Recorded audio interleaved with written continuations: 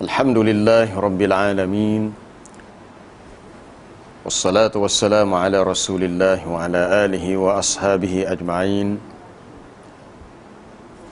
Fa inna asdaqal hadithi kitabullah wa khairal hadi hadi Muhammad sallallahu alaihi wasallam wa syarral umuri muhdatsatuha wa kullu muhdatsatin bid'ah wa kullu bid'atin dhalalah wa kullu dhalalatin finnar.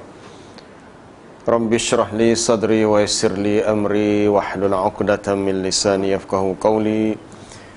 Allahumma anfa'na bima 'allamtana wa 'allimna ma yanfa'una. Allahumma zidna 'ilma. Amma ba'd. Tajuk terakhir yang kita bincangkan minggu lepas, khurujud dabbah, keluarnya dabbah di akhir zaman yang akan dapat bercakap, berkata-kata. Kemudian dabbah itu akan memberi tanda kepada manusia, di mana orang-orang yang kafir mendapat tanda yang berwarna hitam pada wajahnya, manakala orang beriman pula akan mendapat tanda yang putih berseri. Ada dalam hadis yang telah kita baca minggu lepas. Jadi hari ini kita masuk pada fasal yang ke-9, muka surat 433, api yang mengumpulkan manusia. Keluarnya narun tahsyurun nas, api yang akan mengumpulkan manusia, nyalaan api yang menyebabkan manusia pergi ke arah itu. Di antara tanda-tanda kiamat adalah keluarnya api yang sangat besar. Ia adalah tanda terakhir dari tanda-tanda besar kiamat, dan sebagai tanda pertama yang mengisyaratkan tegaknya kiamat, kemuncaan yang berlakunya kehancuran yang total bagi seluruh alam. Banyak riwayat yang menunjukkan bahawa api tersebut akan keluar dari Yaman, iaitu dari jurang Aden. Berikut ini kami sebutkan beberapa hadis yang menjelaskan tempat keluarnya api ini sekaligus sebagai dalil atas kemunculannya.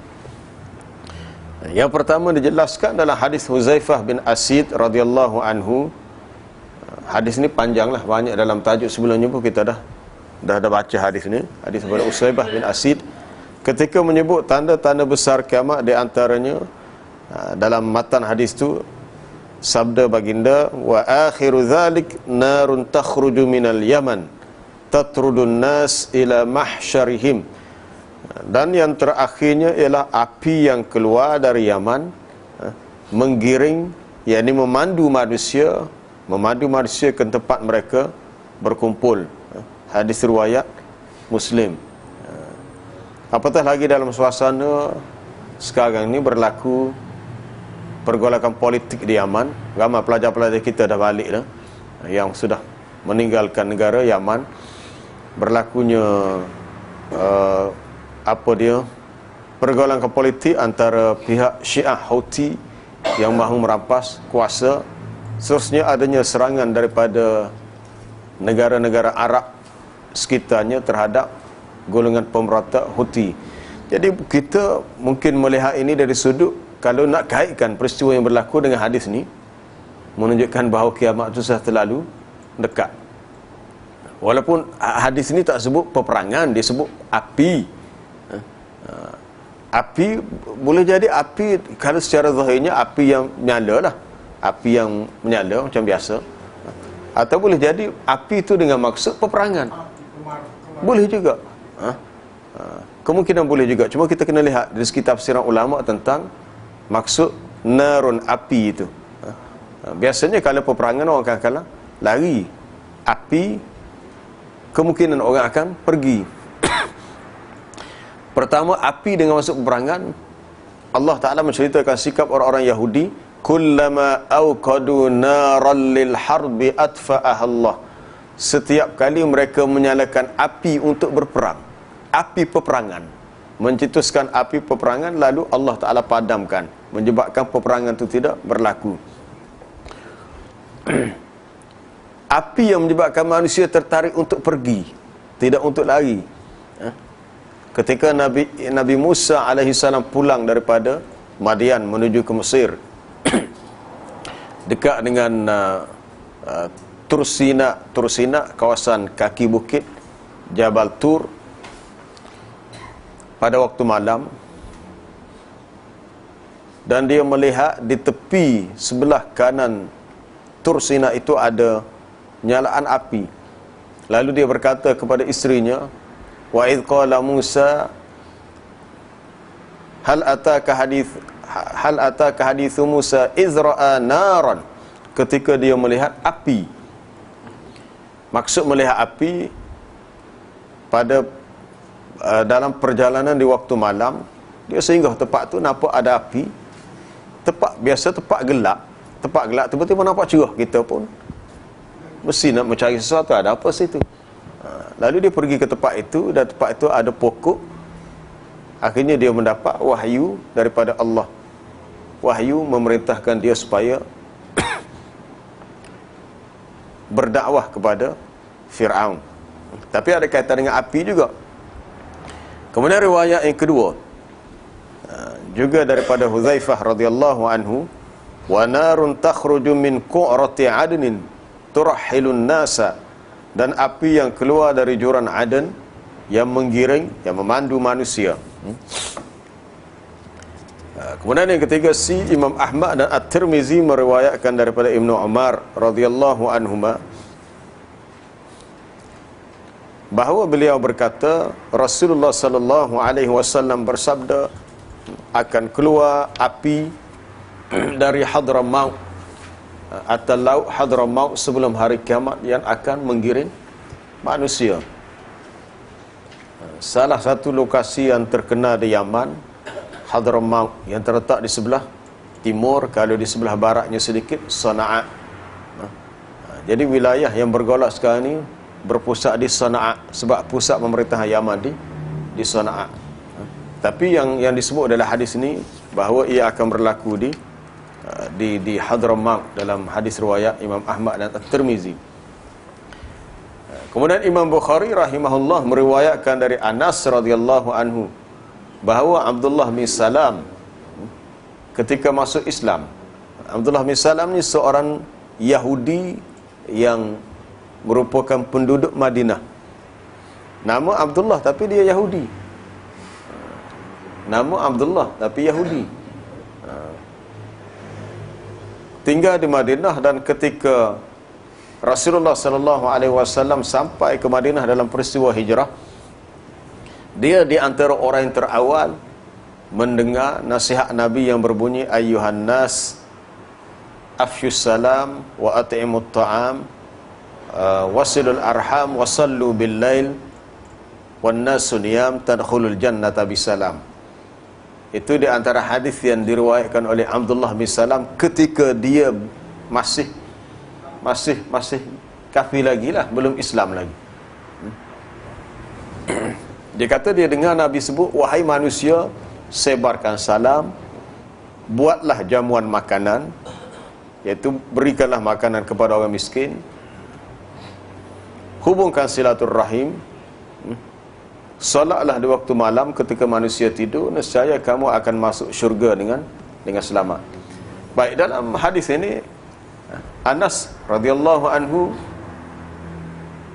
Abdullah bin Salam meriwayatkan daripada Anas, ketika Abdullah bin Salam masuk Islam, dia bertanya kepada Nabi tentang beberapa masalah. Di antara soalan yang ditanya adalah, apakah tanda pertama datangnya kiamat?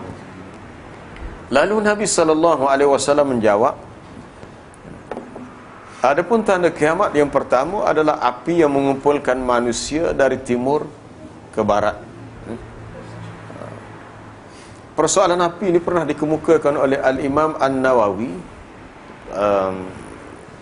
tentang satu kisah yang berlaku di zamannya, di mana di Madinah ketika itu berlaku satu macam letupan gunung berapi. Ketika zaman Al-Imam An-Nawawi masih hidup, walaupun dia tidak berada di Madinah, dia berada di tempat yang lain, tapi cerita tu sampai kepada dia. Dan dikatakan bahawa api yang keluar tu hampir-hampirlah memusnahkan sebahagian pinggir Madinah dan hampir-hampir dekat dengan Masjid Nabawi. Tapi itu bukan api yang sebenar. Dalam buku yang ditulis oleh Dr. Abdul Basit, Madinah, sejarah dan kelebihannya, ada disebut tentang hadis keluarnya api itu. Tapi itu bukan api yang dikaitkan dengan berlakunya kiamat. Tapi kisah itu ada ditulis oleh Al-Imam Nawawi rahimahullah akan apa yang pernah berlaku di zamannya. Cara menggambarkan antara riwayat yang menjelaskan bahawa api itu adalah tanda besar kiamat yang terakhir, dan riwayat yang menjelaskan bahawa ia adalah tanda kiamat yang pertama. Jadi nampak ada kontradiksi, ada tanakuk percanggahan. Sebab dalam hadis Huzaifah bin Asid tadi dikatakan api itu akhir ayat, tanda terakhir yang keluar, manakala dalam hadis Abdullah bin Salam seperti yang diriwayatkan oleh Anas bin Malik bahawa tanda pertama kiamat adalah api yang keluar daripada timur ke barat. Jadi cara kita nak taufik, kita nak gabungkan antara dua tu ialah dan dikatakan yang pertama adalah tanda kiamat pertama, mengingatkan kita tidak ada lagi kehidupan dunia setelahnya. Bahkan dengan berakhirnya tanda kiamat ini terjadilah tiupan sangkakala, berbeza dengan tanda-tanda kiamat lainnya yang disebutkan dalam hadis Huzaifah, di mana setelah tanda-tanda kiamat tersebut masih ada urusan dunia.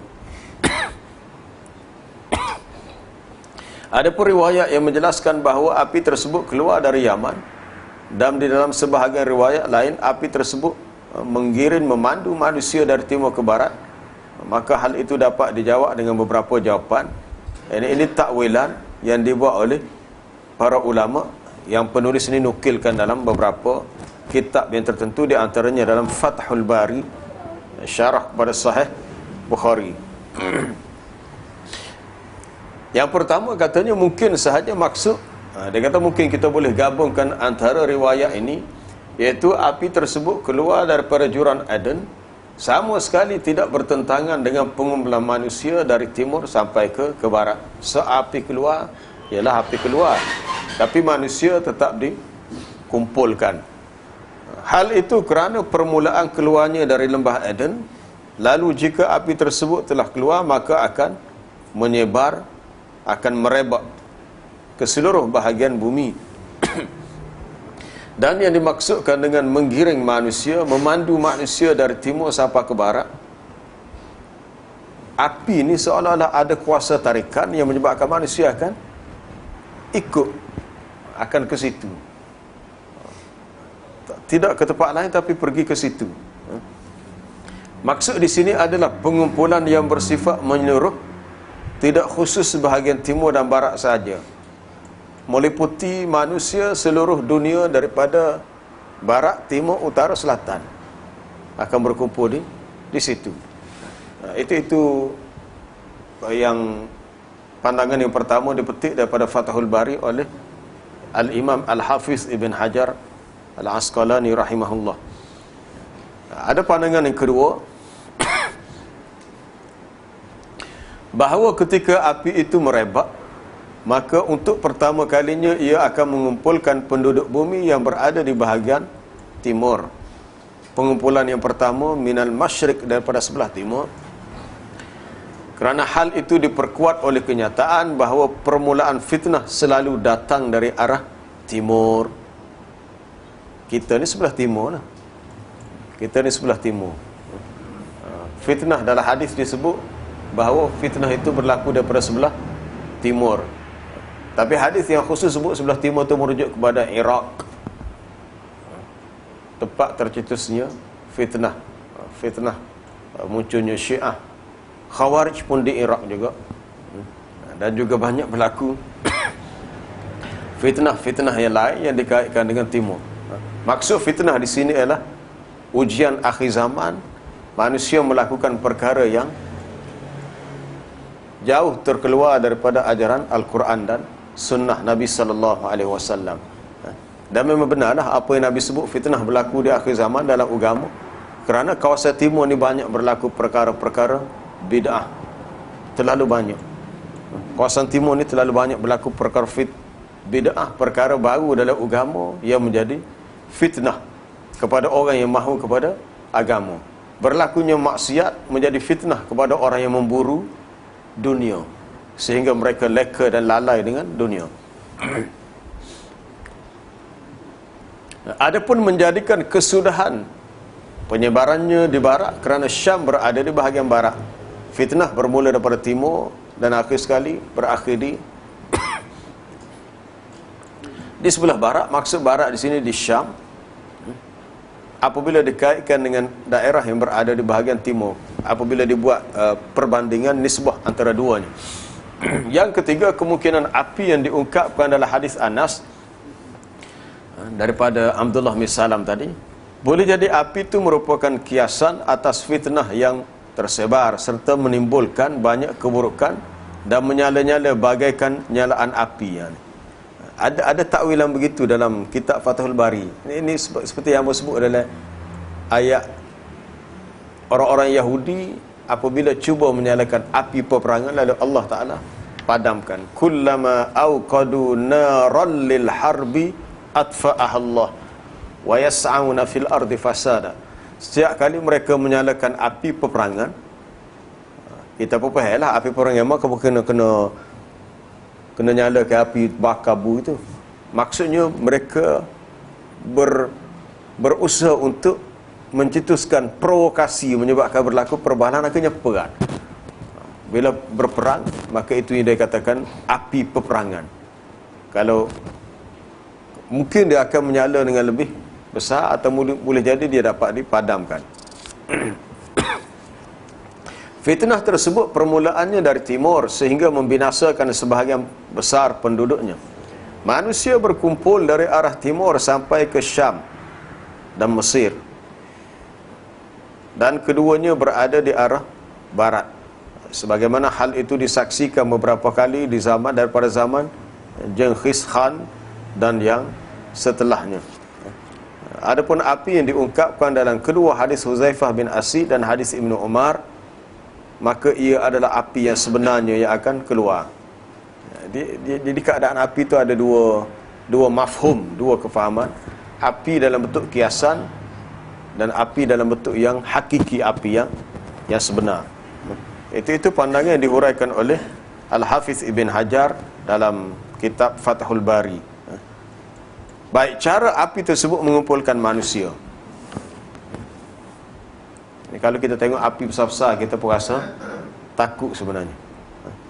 Api ini tidak ada perkara yang lebih menakutkan kita. Api sebab itu mengingatkan kepada nyalaan api neraka Jahannam yang sangat panas. Sangat panas, dan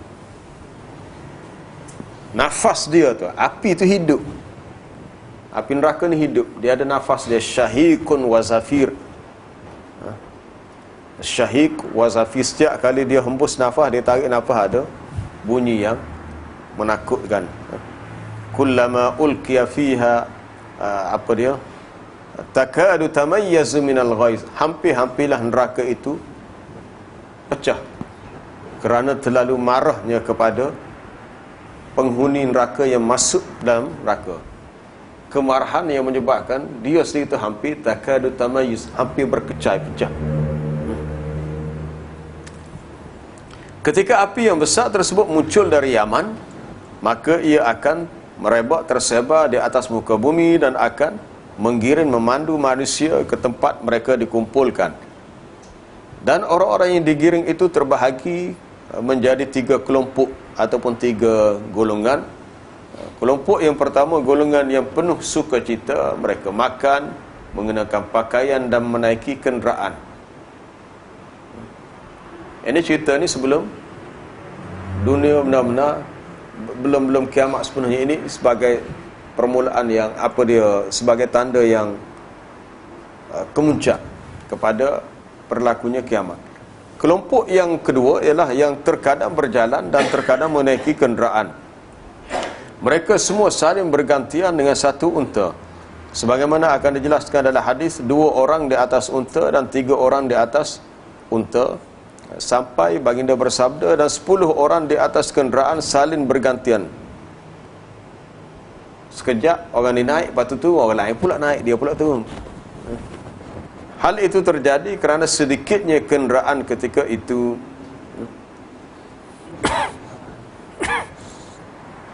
Kemudian yang ketiga, kelompok yang digiring oleh api yang dipandu. Ada api yang menjadi pemandunya. Macam mana api boleh bergerak menjadi pengawalnya. Sebab apabila bermulanya kiamat, maka setiap orang tu dia ada yang mengawasinya. Sehinggalah di hari kiamat, wajaat kullu nafsim ma'aha sa'iqun wa syahid. Datanglah setiap jiwa manusia bersama dengan dia ada sa'iq, ada pemandu, dan ada syahid, ada yang menjadi saksi. Tapi ayat ini merujuk kepada kisah malaikat. Setiap kita ni ada malaikat yang menjadi sa'iq dan menjadi syahid, menjadi pemandu dan saksi. Mereka dipandu api daripada belakang, daripada segala penjuru ke tempat mereka dikumpulkan. Jadi barang siapa yang terlambat, maka ia akan dimakan oleh api. Cakap ada unggar. Api boleh bergerak, boleh ambak. Maka ia akan dimakan oleh api kalau api itu lambat. Ini disebut oleh Al-Imam Ibn Kathir dalam An-Nihayah fil Fitan wal Malahim.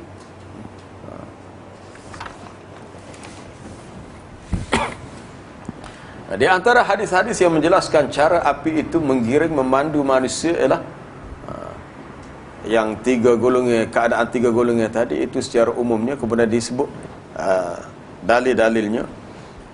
Yang pertama, hadis riwayat Imam Bukhari dan Muslim daripada Abu Hurairah radhiyallahu anhu dari Nabi sallallahu alaihi wasallam, di mana baginda bersabda, yuhsyarun nasu ala thalathin tara'iq raghibina wa rahibina wasnani ala ba'ir wa thalathah ala ba'ir wa arba'ah ala ba'ir wa ashratun ala ba'ir wa yuhsyaru baqiyatuhum an-naru taqilu ma'ahum haitsu qalu wa tabitu ma'ahum haitsu batu wa tusbihu ma'ahum haitsu asbahu wa tamsi ma'ahum wa tumsi. Kalau baca tamshi tu tak kena tu. Wa tumsi ma'ahum haitsu amsau. Manusia dikumpulkan menjadi 3 kelompok ataupun 3 golongan. Yang pertama, golongan yang raghibin, yang bersukaria. Ada golongan yang merasa takut. Ada golongan yang di mana 2 orang di atas unta. Ada setengah golongan yang 3 orang di atas unta. Setiap ekor unta tu semuanya 3, 2. Ada pula satu golongan yang di atas seekor unta semuanya 4 orang atas unta. Dan ada juga 10 orang di atas unta. Bergantung kepada bilangan manusia di tempat itu dan bilangan kenderaan. Mungkin tempat kita kata dari sudut kenderaan yang ada sekarang ni, mungkin kita kata tempat kita mencukupi. Tapi kalau musim hari raya, tengok gambar-gambar daripada negara-negara yang padat penduduk Jakarta mahu pulang ke kampung, naik kereta api penuh atas bumbung. Atas bumbung penuh. Itu berlaku juga di Bangladesh, di India. Nak balik ke kampung, naik kereta api tu bergayut penuh atas bumbung kereta api. Itu kerana kapasiti penduduk yang ramai. Di sini kemungkinan atas 2 kemungkinan, sebab penduduk tempat tu ramai sangat. Dan atas kedua, faktor tidak cukup kenderaan. Maka ketika manusia dikumpulkan di satu tempat yang tertentu, mereka menuju ke situ, ada yang atas unta 2 orang, ada yang 3, 4, sampai 10. Dan api itu akan selalu bersama mereka di saat mereka istirahat, ataupun saat mereka itu bermalam, di waktu pagi atau waktu petang. Api itu bersama dengan mereka, taqilu ma'ahum haitsu qalu. Taqilu itu maknanya tidur sekejap di waktu siang, qailulah, di mana sahaja mereka berehat waktu siang hari tidur. Ada juga api. di mana api juga bersama dengan mereka haitsu batu, di mana sahaja mereka bermalam. Kalau qalu tadi mereka berehat di waktu siang, batu mereka tidur di waktu malam, atau haitsu asbahu, di mana sahaja mereka melalui waktu pagi ataupun waktu petang. Kemudian riwayat kedua daripada Abdullah bin Amr radhiyallahu anhuma, beliau berkata Rasulullah sallallahu alaihi wasallam bersabda, tub'asu narun ala ahli al-masyriq fatahsyuruhum ila al-maghrib tabitu ma'ahum haitsu batu wa taqilu ma'ahum haitsu qalu wa yakunu laha ma saqata minhum wa takhlifu tasuquhum suqal jamalil kasir. Akan dikeluarkan api pada penduduk yang ada di timur, lalu api tersebut menggiring mereka, memandu mereka ke barat. Ia akan selalu bersama mereka saat mereka bermalam, saat mereka berehat. Apa sahaja yang jatuh, yang tertinggal daripada mereka menjadi miliknya, yakni dimakannya.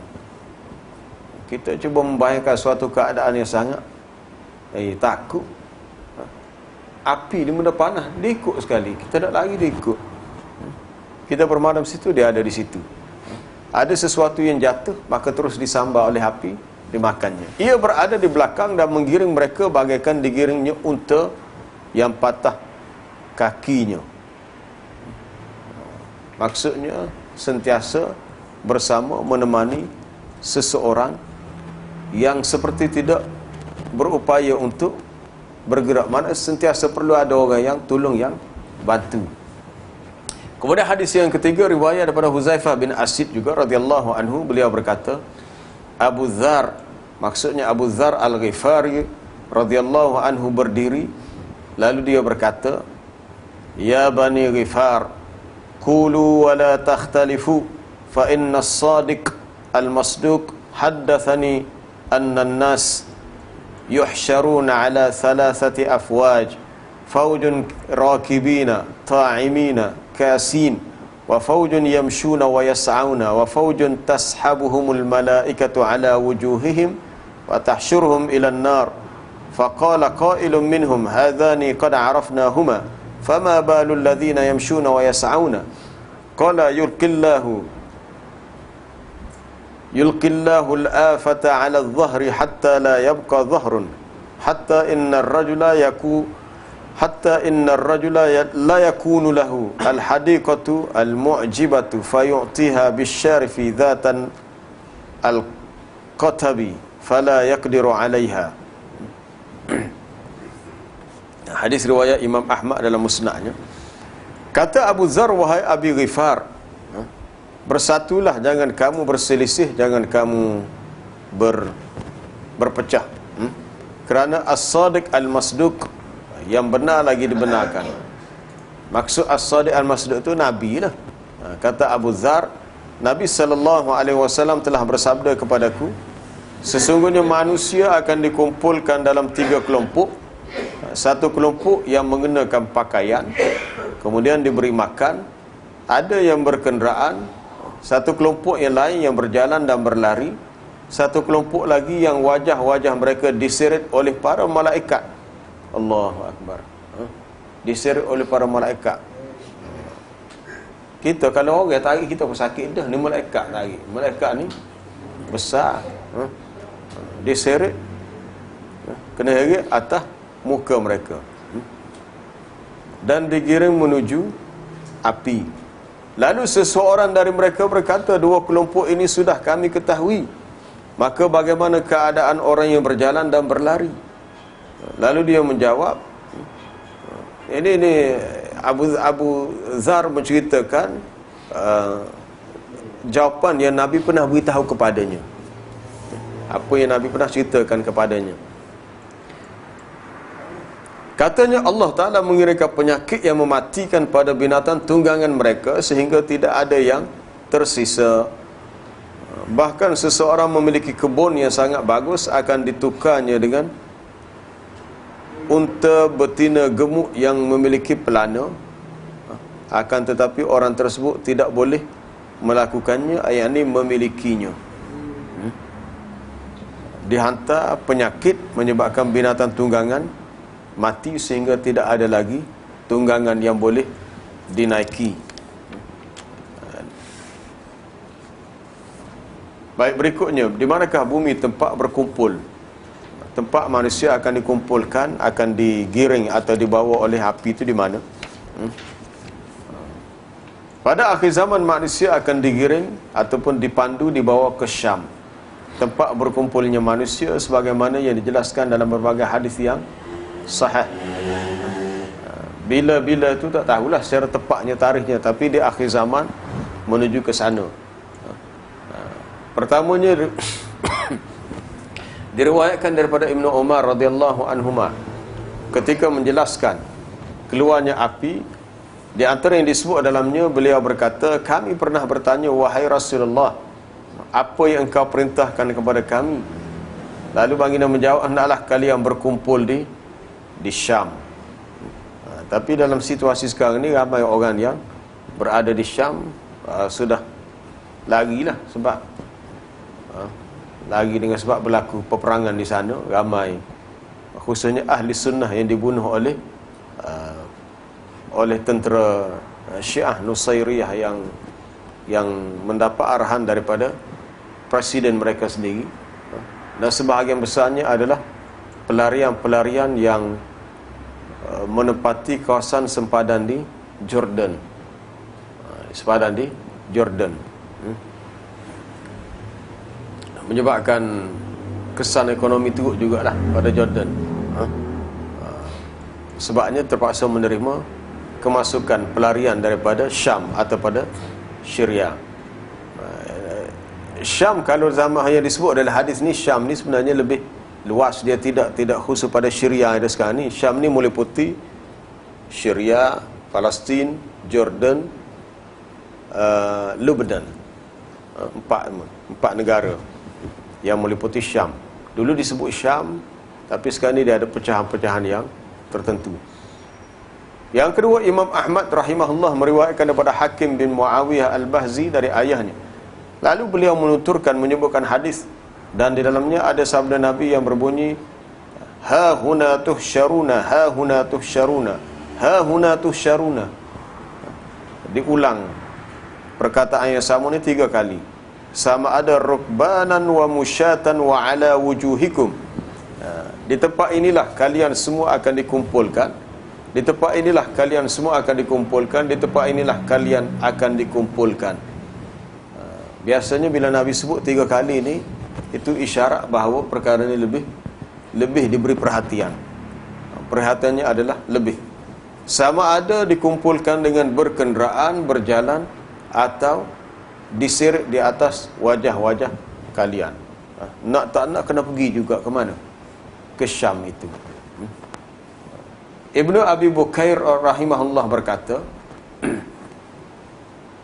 ada dia punya biografi dia di bawah tu, siapa dia ni, wafat pada tahun 207 atau 208.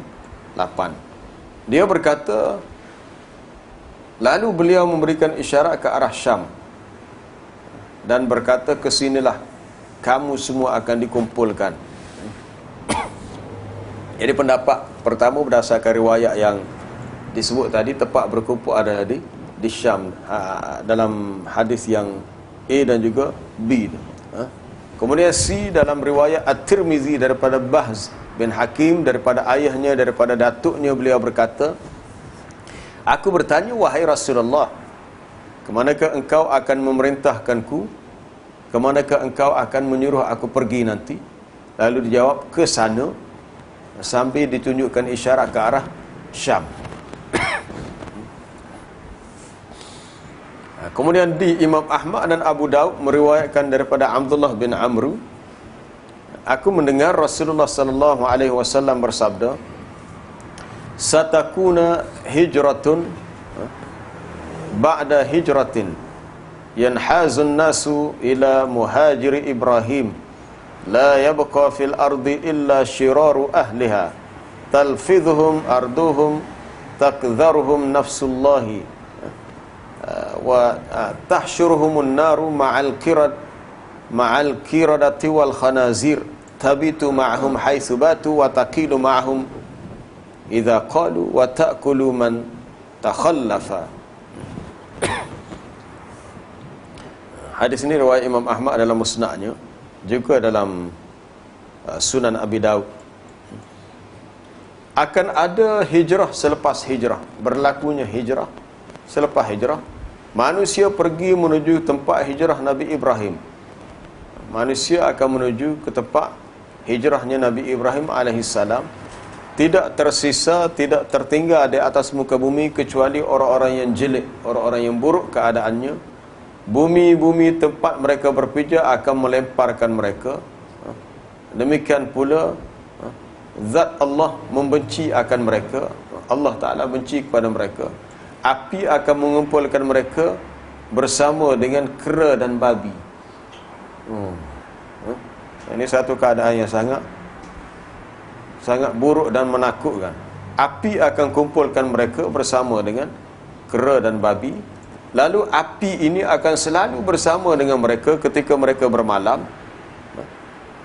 Maksudnya ketika mereka tidur waktu malam ada api bersama, atau ketika mereka berehat di waktu siang ada juga api. Dan api itu akan memakan orang yang tertinggal. Lalu jadilah mereka itu mati, hangus dimakan api. Al-Hafiz Ibn Hajar rahimahullah berkata, diungkapkan dalam tafsir Ibnu Uyainah. Ibnu Uyainah maknanya Sufyan bin Uyainah, daripada Ibnu Abbas, barang siapa meragukan bahawa mahsyar itu di sini, yakni Syam, maka bacalah permulaan surah Al-Hasyr. Rasulullah sallallahu alaihi wasallam ketika itu bersabda kepada mereka, keluarlah kamu sekalian. Lalu mereka bertanya, keluar ke mana? Beliau menjawab, ke bumi tempat berkumpul. Keluar ke bumi tempat berkumpul. Sebab surah Al-Hasyr menceritakan di mana orang-orang Yahudi Bani Nadir yang berada di Madinah telah dihalau keluar pada tahun 3 Hijrah. Pada tahun 3 Hijrah. Sabbaha lillahi ma fis samawati wa ma fil ardi wa huwal azizul hakim. Huwallazi akhrajal ladzina kafaru min ahlil kitab min diyarihim li awwalil hasyr. Li awwalil hasyr. Dialah Allah yang telah mengeluarkan orang-orang kafir daripada tempat kediaman mereka untuk kali pertama mereka dikumpulkan. Dihalau keluar, dan dikatakan komuniti Yahudi An-Nadir ini lari, mereka menuju ke Khaybar. Ke Khaybar bergambar dengan Yahudi Bani Quraizah. Mungkinlah selepas tu sebahagian komuniti ini berhijrah pergi ke Syam. Sebab itu kita sampai sekarang ni golongan Israel masih ada lagi. Israel pula ada kelompok Sakibaki Yahudi masih ada di Israel dan beberapa tempat yang lain di dunia, dan mereka cuba menggunakan kekuatan tentera untuk mengambil tanah rakyat Palestin.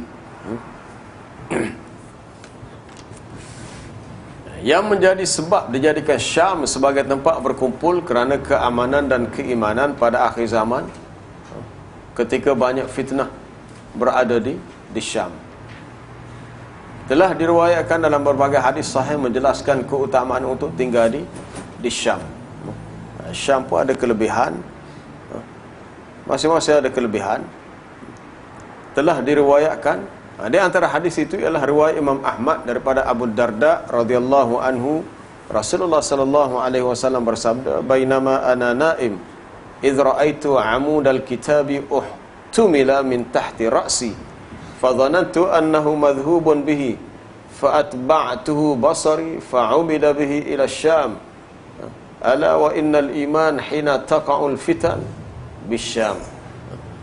Ketika aku sedang tidur, tiba-tiba saja aku melihat halaman Alkitab, ini Al-Quran, di bawah kepalaku. Lalu aku mengira bahawa ia dibawa pergi. Kemudian mataku terus mengikutinya sehingga diletakkan di Syam. Ini cerita ni Nabi sedang mungkin sedang bermimpi, sebab dia kata sedang aku tidur, tiba-tiba aku melihat ada lembaran Quran di bawah kepalaku, dan aku menyangka bahawa dia akan dibawa pergi. Perhati-perhati pergi sungguh. Nabi tengok, perhati, lembaran Quran atau mushaf itu pergi dan diletakkan di Syam. Ketahuilah sesungguhnya keimanan berada di Syam ketika banyak terjadi fitnah. Ketika banyak terjadi fitnah. Imam At-Tabarani rahimahullah meriwayatkan daripada Abdullah bin Hawalah radhiyallahu anhu, dia berkata, Rasulullah sallallahu alaihi wasallam bersabda, "Ra'aitu lailata usriya bi amudan abyad ka'annahu liwa'un tahmiluhu al-malaikah. Faqultu ma tahmiluna? Qalu amudal kitab umirna an nad'ahu bisyam." Ketika aku diisrakan, diperjalankan pada waktu malam, aku melihat sebuah lembaran putih, seakan-akan ia adalah bendera yang dibawa oleh malaikat.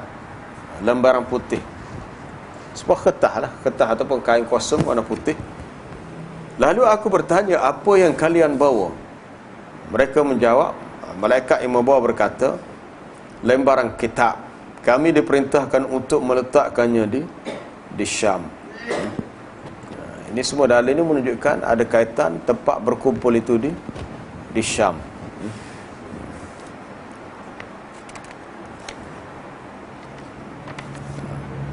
Kemudian Abu Darda rahimahullah meriwayatkan dengan sanadnya daripada Abdullah bin Hawalah juga, ia berkata, Rasulullah sallallahu alaihi wasallam bersabda, hadis ini dalam Sunan Abu Daud. Sebenarnya hadis tentang akhir zaman ini terlalu banyak. Setengah tu kita dah tahu, setengah tu kita tak tahu. Sebab apa? Banyak riwayat tu banyak. Sayasirul amru ila an takunu junudun mujannadah, jundun bisyam wa jundun bil yaman wa jundun bil iraq. Allahu akbar. Sebab semua ni telah berlaku ni. Tengok, kegentingan akan menjadikan kalian beberapa pasukan yang bermacam-macam. Suasana yang kemuncak menjadikan kamu pasukan yang bermacam-macam. Satu pasukan di Syam. Ya, Syam sekarang sudah berperang. Kemudian satu pasukan di Yaman. Yaman pun tengah bergolak, perang juga. Dan satu pasukan di Iraq. Iraq pun lama dah, perang belaka. Itu semua lokasi yang disebut dalam hadis ni memang sudah perang belaka dah. Di Iraq, ya sudah ada. Di Syam, di Syria pun berlaku dah. Di Yaman pun berlaku dah. Cuma Nabi tak sebut di Mesir. Di Mesir pun berlaku dah era kejatuhan Mursia itu. Berlakunya ialah siapa kepada mereka ramai beratus-ratus mati. Ada yang kena bakar khemahnya apa. Tapi cuma yang disebut di sini Syam, Yaman dan Iraq. Lalu faqala Ibnu Hawalah, berkatalah Ibnu Hawalah, khirli. Dia kata khirli. Khir tu maknanya pilihlah darinya bagiku ya Rasulullah. Jadi tolonglah kamu pilih untuk aku nak ke mana nanti, nak ke Syam, nak ke Yaman atau ke Iraq. Khirli ya Rasulullah in adraktu dhalik. Lalu Nabi kata alaika bisyam. Alaika bisyam, hendaklah kalian berada di Syam. Fa innahu khiratullah min ardihi yajtabi ilaiha khiratahu min ibadihi. Fa amma idza abaitum fa alaikum bi yamanikum wasku min wudurikum fa inna Allah azza wa jalla qad tawakkala li bisyami wa ahlihi. Lalu bila Ibnu Hawalah bertanya ataupun meminta Nabi tolong pilihkan, kadang-kadang kita sendiri pun kita ada pilihan nama-nama, ada 10 semua untuk anak kita, cucu kita. Kita tahu nak pilih mana, kita pun tanya seseorang. Jumpa ustaz ni, apa cara ustaz, nama mana terbaik sekali. Rupanya dari 10 nama senarai tu tak ada hak ustaz terkenal, tak ambil orang lain. Itu pilih. Dia kata saya dah ada senarai nama untuk anak saya ni, cuba ustaz pilih hak mana hak terbaik. Tadi Nabi dah bagi dah 3 nama tepat ni. Dia kata, Ibnu Hawalah kata, tolonglah khirli, pilihkan untukku yang mana perlu aku pergi ke situ. Lalu dia kata, Nabi kata, hendaklah kamu berada di Syam, kerana itu adalah bumi pilihan Allah yang dia pilih bagi para hambanya yang terpilih. Jika kamu sekalian tidak menginginkannya, maka tinggallah di Yaman. Itu pilihan kedua. First choice-nya Syam, second choice-nya Yaman. Al-ikhtiyar al-awwal fi Syam, wa amma al-ikhtiyar al-thani, pilihan kedua di Yaman. Dan minumlah daripada kolam kalian, kerana sesungguhnya Allah telah menyerahkan Syam dan penghuninya kepadaku. Ini hadis berhubung dengan salah satu kelebihan negara Syam. Kerana zaman jahiliah lagi, Syam ni jadi satu lokasi yang tumpuan para pedagang. Li'ila fi Quraisy ila fihim rihlatash shita'i was-saif. Menjadi kebiasaan orang-orang Quraisy membuat rihlah perniagaan pada musim sejuk dan musim panas. Rihlatash shita'i was-saif, musim sejuk, musim panas, merujuk kepada ada waktu mereka ke Syam, ada waktu mereka ke Yaman, bergantung pada musim. Rasulullah sallallahu alaihi wasallam pernah mendoakan Syam dengan keberkatan, sebagaimana hal itu telah sabit dalam sahih, hadis yang sahih daripada Ibnu Umar radhiyallahu anhuma, di mana beliau berkata, ya Nabi pernah berdoa, Allahumma barik lana fi Syamina, Allahumma barik lana fi Yamanina. Ya Allah, limpahkanlah keberkatan untuk Syam kami dan limpahkanlah keberkatan untuk Yaman kami. Ada dalam doa yang Nabi berdoa supaya diberi keberkatan pada bumi Syam, bumi Yaman. Maka ada orang bertanya, kalau Nabi mendoakan berkat, kenapa bumi yang berkat ni penuh dengan peperangan? Sekarang ni peperangan berlaku di Syam, peperangan berlaku di Yaman, mana berkatnya? Itu kita tak tahulah, rahsianya mungkin ada lah jawapannya. Telah dijelaskan sebelumnya bahawa turunnya Nabi Isa alaihissalam di akhir zaman adalah di Syam, dan di sanalah berkumpulnya kaum mukminin, orang-orang beriman, untuk membunuh Dajjal. Sementara Abu Ubayyah ni nama satu tokoh yang banyak dah kita sebut sebelum ni. Dia mengingkari bahawa Syam adalah tanah mahsyar. Tajuk pernah kita baca sebelum ni tentang kemunculan Imam Mahdi sebagainya. Dia di antara tokoh yang menolaknya, Abu Ubayyah. Termasuklah golongan yang mentakwilkan maksud seksa kubur.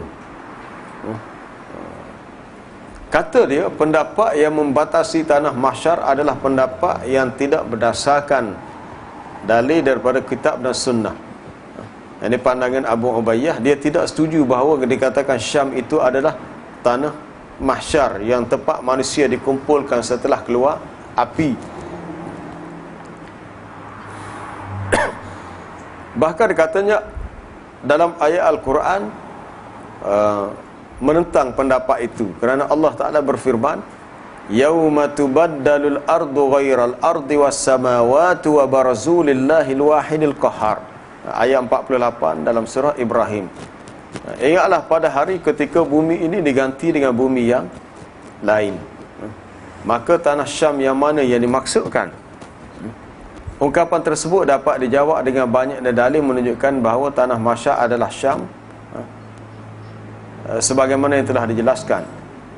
Faktor pendorong beliau mengatakan seperti itu adalah keyakinannya bahawa perhimpunan ini terjadi di akhirat, bukan di dunia. Kami akan menjelaskan dalam perbahasan berikutnya bahawa mahsyar itu terjadi di dunia sebagaimana dijelaskan oleh nas-nas yang sahih.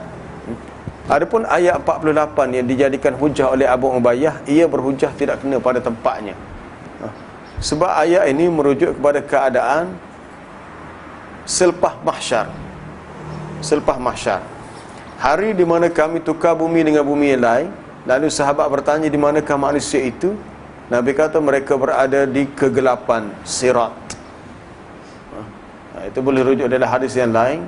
Bila sahabat bertanya, di manakah kita berada ketika bumi ditukar dengan bumi yang lain? Manusia berada di tempat yang gelap, di sirat, mana tekak dengan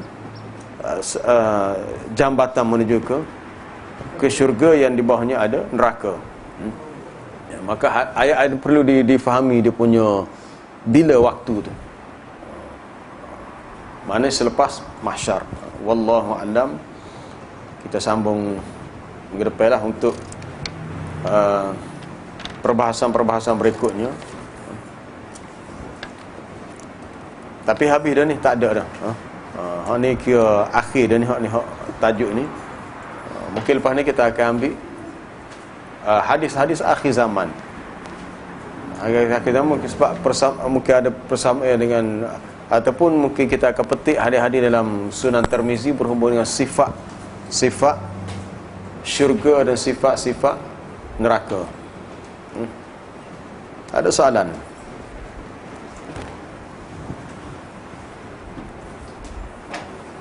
Ada soalan?